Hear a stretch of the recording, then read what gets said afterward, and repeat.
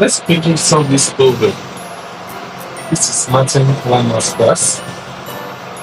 Okay, the question says 5x minus 2 equals to 8. Looking from bar of x. What we need to do now is to move minus 2 to the left hand side of this equation. And the rule is when the minus sign goes at the plus sign, the sign changing from negative to plus. We have 5x now is equals to 8. 2 is going to hit 8 plus 2. We have 5x is equals to 8 plus 2 is 10. Finally, to find x, divide both sides by the change of x, which is 5.